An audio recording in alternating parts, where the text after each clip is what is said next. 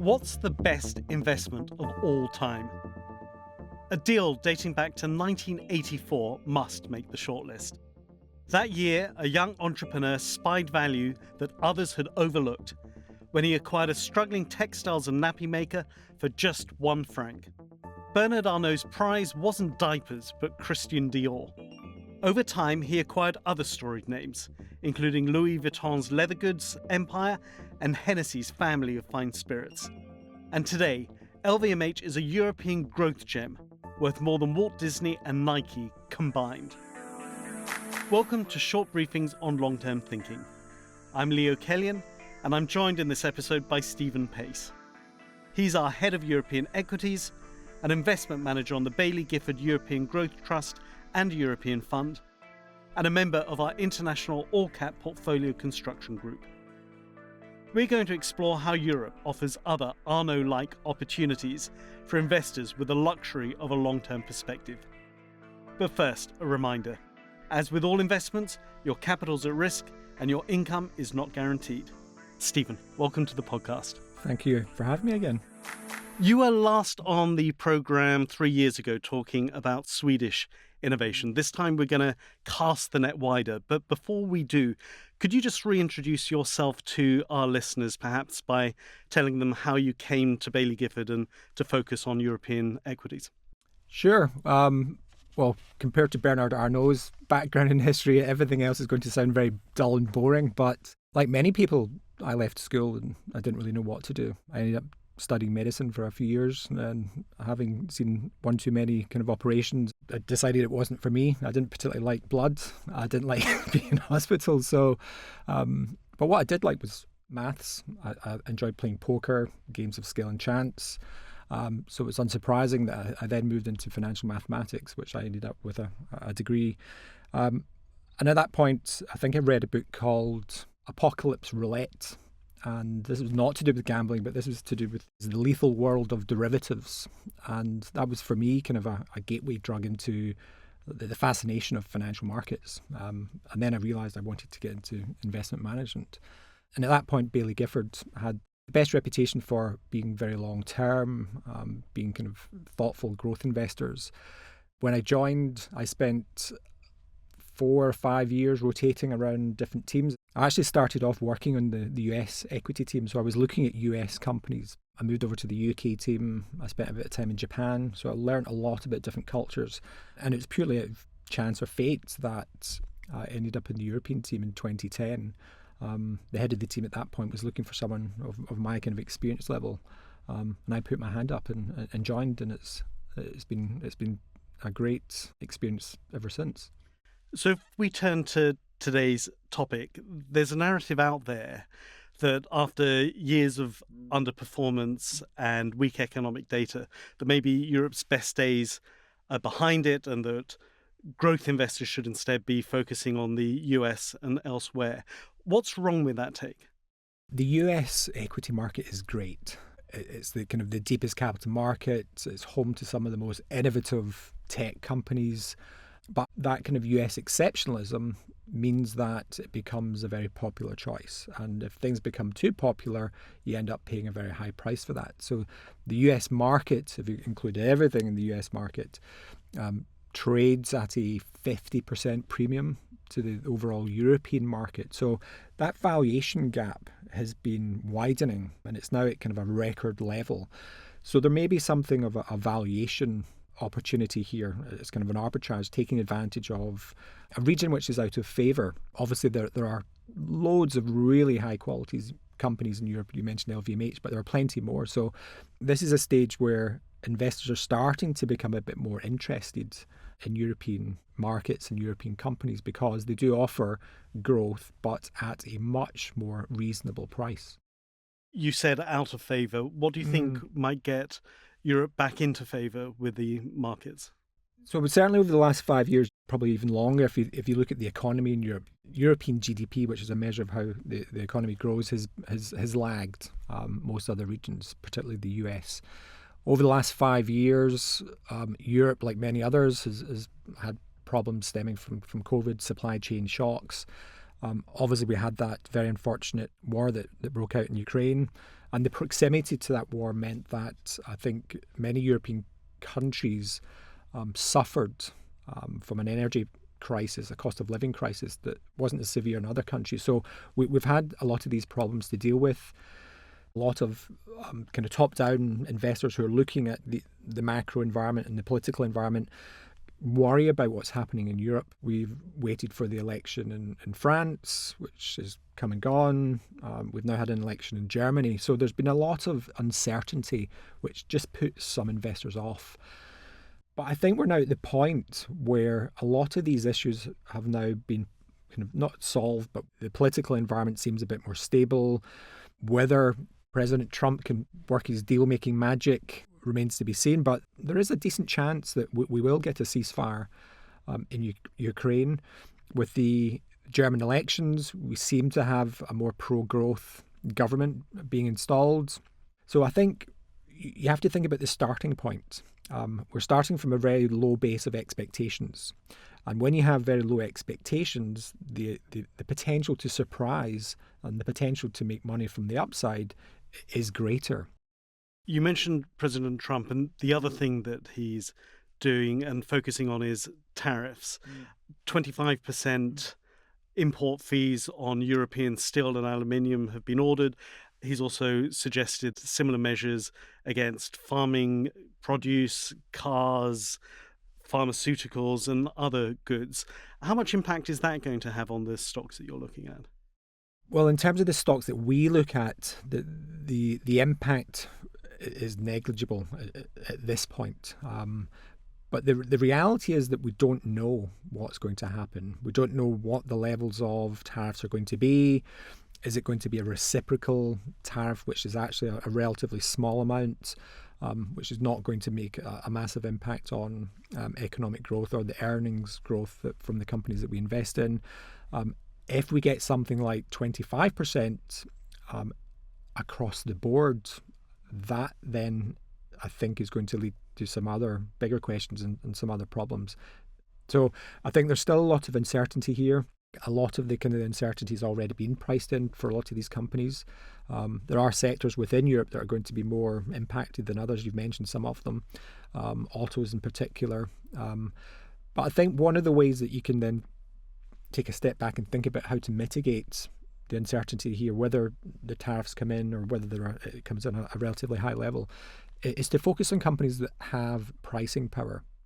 And those companies with innovative products where there are no substitutes are in a much better place to actually raise prices and not have demand affected by that. So I think that's one way you can think about overcoming some of that uncertainty. And the other one is to think about companies that will actually benefit from this dislocation and reordering of global trade. Companies that are involved with helping supply chains either reshore, move to the US or anything else. So there are areas that are going to benefit from whatever happens. I know some commentators, though, do talk about the fact that European companies can be put at a disadvantage because policymakers tend to focus more on regulation and restriction rather than fostering innovation and entrepreneurship. Yeah. Is that true? And again, if it is, how does it then affect your investment thinking? Unfortunately, I think it is true. If red tape had a spiritual home, it would be in Brussels. I mean, it's ridiculous. And that is a view that comes from the companies that we speak to as well. It's just easier and quicker to do certain things in the US, for instance. The reality is that Europe is a fragmented market. There are lots of different countries, lots of different regulations, lots of different languages, cultures, and it is harder for some businesses to grow. On the other side, it actually makes it harder for other companies outside of Europe to come in. It acts as a barrier to entry, and that's actually quite a good thing for local European companies. So I think the long-winded answer to that really comes to the point where, yes, Europe is overregulated. And on that, I think we're starting to see some change as well. We have a lot of political will to become more innovative, to become faster. I also think that the recent events with Trump negotiating with Putin as well has really given politicians a bit of a kick up the backside to think about how we better integrate and to cut through some of this red tape, which is stopping some of these companies grow and innovate. Now, that's not all companies. The nuance with Europe that I think some people forget is that a lot of our revenues are generated overseas. At the moment, if you look at the European market, about 55% of revenues are actually generated outside of Europe. So there are companies in Europe which are actually generating the majority of their revenues and profits outside of Europe. So there are lots of nuances you have to kind of think about when you think about regulations. But I think there are some kind of issues with innovation that Europe really needs to work on to become the powerhouse it should be. And it feels like at this point we should probably stress that when you're talking about European stocks, we're excluding UK stocks from that, and you're not trying to give our clients broad exposure to Europe so much as to pick a small concentrated number of companies that have the potential for outperformance. So can you just give us a high-level view of your investment philosophy? Sure. We are looking for companies, a relatively small number of companies. Our portfolios typically have about 40. And that's out of a potential number of about 1,000 companies in Europe. So we're only looking for a relatively small number of these outlier type growth companies. And what we're looking for are companies that can grow much faster than the market expects and what the average market growth rate is. We're looking for companies that have very strong competitive positions, that have pricing power that enables them to mitigate any kind of macroeconomic shocks. We're looking for companies that are run and managed by people that we trust. When we invest in a company, we're investing with the view that we want to become part owners. We want to invest in that company for 5 years, for 10 years. We have some companies in the portfolio we've held for almost 40 years. And the majority of the companies that we invest in have an insider, whether it's a founder, whether it's a family, or somebody with meaningful inside ownership who has a lot of skin in the game. And that provides us a really strong sense of alignment that they're going to act in the right ways. We're looking for the potential to generate at least a 2x return over a 5-year period. So that's 15% per annum, at least over the next 5 years. That's what we're looking for. That's the hurdle. And when you kind of have that mindset and that criteria, your focus shifts away from some of the kind of household names that you would see in the newspapers and actually in a lot of these more innovative, world-leading and kind of hidden champions that we have. So, Stephen, we've talked about Europe in the round and your investment approach, but I'd like to focus now on some specific stocks in 4 areas where you've found fertile ground, namely the biological revolution, dominant digital platforms, semiconductors, and luxury. If we start with biopharma, Novo Nordisk is one of your largest holdings, and it's had great success recently thanks to strong demand for its weight loss drug, Wegovy. Why do you think the company's best days are still ahead of it? Novo Nordisk is one of Europe's largest pharma companies, but when it comes to diabetes and obesity, it really is a global powerhouse. I mean, there are only 2 companies that address these markets, Novo Nordisk in Europe and Eli Lilly in the US. And when we kind of think of the size of these markets, there will be close to 1 billion patients suffering from some form of diabetes. There will be soon about 1 billion people that are clinically obese. This is a massive issue. And Novo has shown time and time again that it's capable of coming up with kind of best-in-class drugs. Now, it has had a bit of a speed bump over the last year, and this is the year that we've been building up the position. So it's actually become a bit cheaper in our view. But the underlying kind of view that this is one of the most innovative drug companies in the world still holds. And the other part of the investment case stems from the fact that it has massive manufacturing advantages and scale advantages.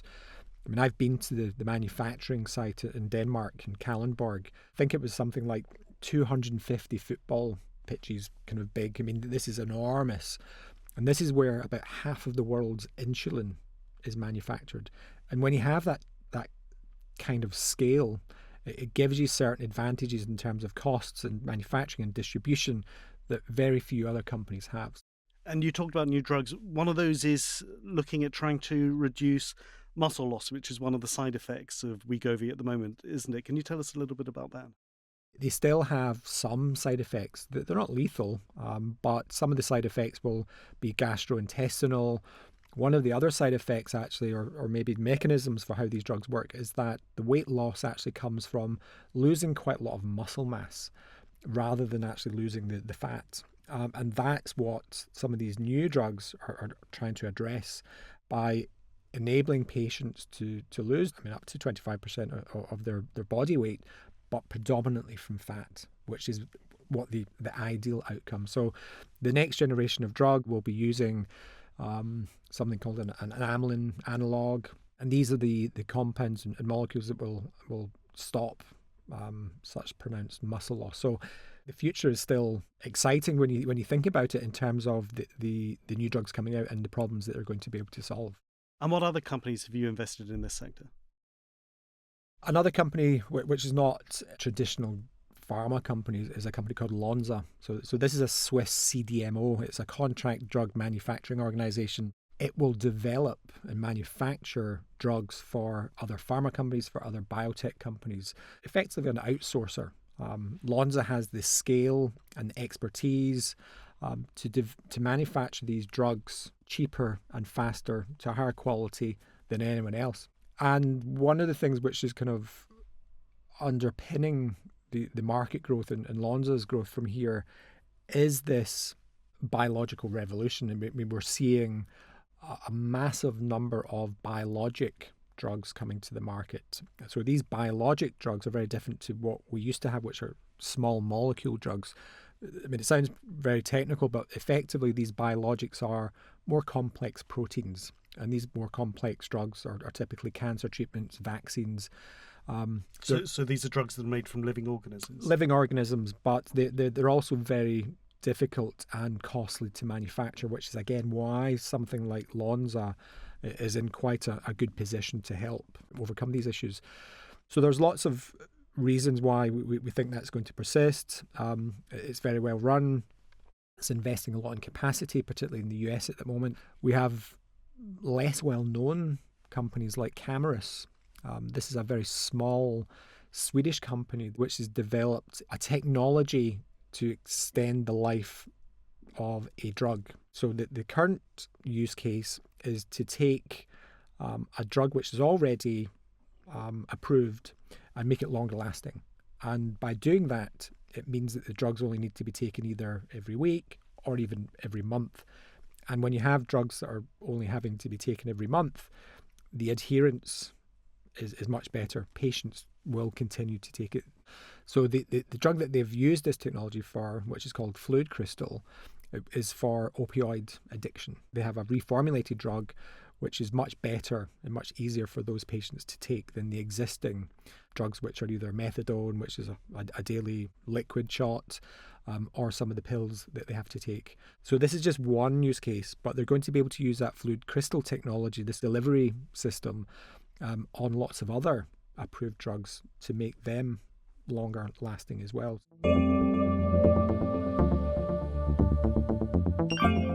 One of the other investment themes that your team focuses on, as I said, is dominant digital platforms. And that word dominance is interesting because I guess many listeners will associate it with US companies like Microsoft and Google. So how does dominant come into play in Europe? So yeah, that's always been the perception that Europe doesn't really do tech or software. Europe doesn't or didn't have any social media platforms. We don't have a Facebook really. The Microsoft example, Google, Amazon. But Europe still does have dominant global platforms that are similar in many ways, that benefit from network effects, that become more powerful and better as they become bigger. And some of these examples would be Spotify. Spotify is the world's largest audio streaming platform. It has 670 odd million monthly active users. We've got companies like Adyen, which is a digital payments processor. We've got companies like Schibsted. Again, not many people have heard of this, but this is a collection of online classifieds businesses in Scandinavia. So Europe still does have a number of world-leading global digital platforms, and we get to invest into those, in many cases at lower prices than we would if they were listed in the US. And you gave Spotify as one of the examples. It's led by Daniel Ek, who's one of the more fascinating of the tech chief executives. I know he describes himself as an introvert, but he's been incredibly successful at relationship building, both with other companies in the media sector, as well as, of course, running a company of about 7,500 employees. Have you had much face-to-face time with him? And if so, what's your impression of him? I mean, I have met him, and yes, he is an introvert, but I mean, he just doesn't meet many investors. So we're in quite a privileged position to get access. Spotify is an example of a company where Baillie Gifford invested before the company became public. So I think Baillie Gifford invested back in 2015. The value of Spotify back then was about $8 billion US dollars. Today it's worth about 120 billion US dollars. So it's been a phenomenal success story, even though within that kind of massive appreciation, we've seen huge falls in the share price. So it's been a bit of a roller coaster, which again reiterates this point about being patient and being long term. You need to be able to ride out some of these storms. But yes, the thing that I took away from meeting him was that when you meet some of these founders, their focus is almost entirely on the customer. It's about, are we doing enough to delight our customers? Are we doing enough to invest in the product? And the financials and the share prices almost doesn't even come into consideration. And there's good things and bad things about that. They're mostly good. I mean, Spotify, when it went through this big drawdown of its share price, went down quite a lot. It was to do with the uncertainty and the question marks over whether this is going to make money. And I think Daniel Ek at that point had put his hands up and said, you know what? We were hiring too many engineers. We were just throwing so much money at trying to make the best product in the world that we forgot that we need to be efficient in everything that we do. Now, they've started to monetize very slowly. They always want to make sure that they are providing value. It's not all about just pure pricing. They want to produce something which is extremely valuable. And there's lots of customers out there and listeners who will have an extremely high willingness to pay. Their super premium tier is going to come out soon. But I think that was the takeaway. This was someone who was absolutely focused on the product and the customer. And you mentioned Adyen as another example. Is culture and leadership important there? Did that influence your decision to invest? Because I think you've held that since 2019, haven't you? So Adyen's a fintech. It's a company involved with facilitating payments. If we go to a shop and we use our debit card and we tap on the machine, that is Adyen's technology, which is taking that data and basically enabling the transaction for money to come out of our account to go to the merchant via their bank as well. And one of the problems for merchants is the authorization rate. How many of these payment transactions will be blocked? And that costs them money. So Adyen's whole point of being is to help these customers minimize the problems with that payment flow. But the culture here was the thing that was really unique about this company when we were looking at the sector. And back in 2019, 2018 even, there was another company involved in payments called Wirecard. And as some people will know, Wirecard was one of Europe's greatest frauds. It was a massive scandal. And we were actually looking at the company at the time. We were getting lots of questions about why we didn't own it, because it had performed exceptionally well. But when we looked at the culture, when we looked at how they treated their customers, when we kind of interacted with the management team, we just got that feeling that we just didn't really trust them. And that's when we came across Adyen. And it was in a slightly different market, but it was in payment processing as well. And the due diligence that we did, speaking to its customers, speaking to its employees, gave a totally different impression of the company, that it was one where even its competitors raved about how good it was. And some of those people working for its competitors said that if they were given the choice, they would leave their employer and go to work for Adyen. So that was the start of maybe the insight that came, that there was something different here. And then as we got to know the company, we've invested in it. Last week I was actually over in Amsterdam, and we, again, in a privileged position to meet and spend the whole afternoon with these guys. So we met the founder, the co-CEO. We met the new CTO who just started. We met someone who was involved in one of their platform businesses. It's only when you know a company, or you own a company, you own it for a number of years, you start to really understand its culture. And there's definitely something very unique and special about the way Adyen operates. That's fascinating. I always find it really interesting how often culture comes up as a theme talking to our investment managers and how it ties into our long-termism. If I can, I'd like to move on to semiconductors. Again, this is a sector that some in our audience might associate with the US and Asia, but Europe offers some really unique chip-related investment opportunities, doesn't it? Oh, absolutely. A lot of the headlines have been on AI recently, NVIDIA with its GPU chips, and that is spectacular. It's such an amazing development in products. But none of these chip makers, NVIDIA and so on, or its end customers, who might be the hyperscalers, the companies like Amazon, Apple, Facebook, and everything else, none of these companies would have that technology if it were not for the semiconductor supply chain. The companies that make the equipment, which is then used to manufacture these semiconductors. Europe has a couple of companies, one being ASML, and one being its almost sibling company called ASMI, or ASM International. But ASML is basically a monopoly in lithography tools. So these are the tools which are used to kind of print circuit boards on silicon effectively. And again, these machines are incredibly difficult and expensive to make.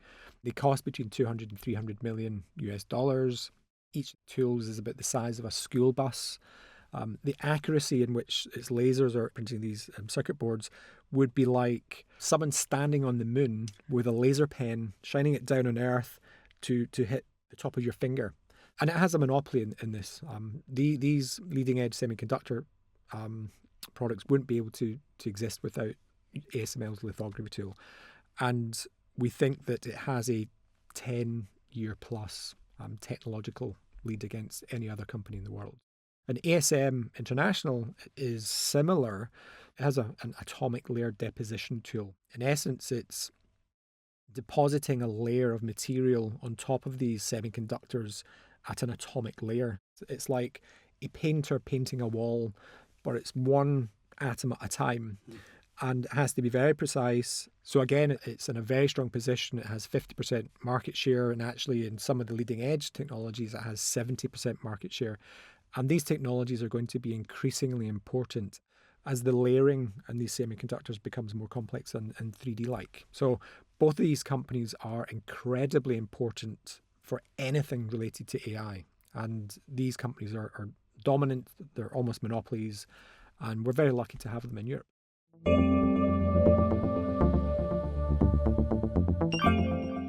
So that brings us to the fourth theme of luxury. I mentioned LVMH at the start, but you're also invested in another huge luxury company in Europe, Richemont, who have Cartier and Montblanc under their roof.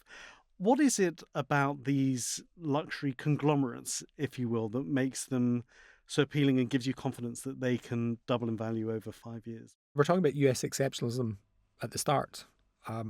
Luxury goods is an area that Europe does better than anyone else. No other region or country comes close. For investors out there looking for what does Europe do that no one else, this is probably one of the best examples. There are a number of themes which will support growth for many years, many decades to come. I mean, at the moment, you could say we're living in a century of narcissism. I mean, lots of social media, people thinking about status symbols and all sorts of stuff. But these companies are selling goods which are called Veblen goods. They they defy economic reasoning and logic, in that Veblen goods are those that even if you put the prices up, it doesn't affect demand. In fact, the higher the prices, the more demand, because these higher prices promote more exclusivity that they're looking for. It reduces the availability in some ways as well. So we have that really strong pricing power, that even if tariffs came in, even if raw material inflation, everything else, these companies can put the prices up 5-10%, no problem at all. And their high net worth individual customers are not going to bat an eyelid. So there's some unique economic reasons for why these companies and these products exist. The European companies have provenance, they have the heritage. Louis Vuitton was founded in the 1850s, I think it was. Cartier, all of these brands have the kind of the history that people like, and it's almost impossible to replicate. And I think the other kind of big picture economic kind of theory here is that, like a lot of those technology companies, they benefit from increasing returns to scale. So as a company like LVMH becomes bigger, it becomes more powerful, and it becomes harder for anyone else to compete against it. And that comes through the fact that it has multiple brands, but by having multiple brands, it is in a much better place to negotiate, let's say, rent with shopping malls. It's in a better place to buy the prime real estate, whether it's in the Champs-Élysées or the Fifth Avenue or so on. It has better marketing tools, which it can leverage across all of its brands. It has better data. I mean, there's lots of reasons why these conglomerates are becoming ever more powerful. And you said earlier about having a preference for family-run businesses. That's at play here in the luxury sector, isn't it? I mean, absolutely. I think most luxury goods companies have probably a family involved, or maybe a founder as well. I mean, we've got Johan Rupert at Richemont, you have Bernard Arnault at LVMH. And when you have that kind of oversight, and obviously they own a lot of the shares as well, that makes them think about the long term. That makes them think about, what are we doing to protect the brand? A few years ago, when there was an issue with inventory in the watchmaking world, and particularly from China, Richemont was probably the first to go out and actually take in all of that inventory from its distributors and either melt it down or give them their money back effectively, because they wanted to control the supply. They wanted to control brand. They wanted to make sure that none of the distributors were discounting their products, which is the worst thing you could do for brand management. So they're very conscientious stewards of those brands, and that's what we like. They're always looking at the long term. So, Stephen, we've covered a huge amount of ground, but if there was one takeaway that were to stick with our audience from this conversation, what would you want it to be? Oh, that's a good one.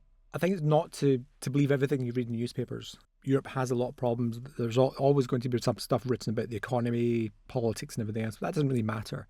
Europe has loads of amazing companies which seem to be trading at very low valuations today.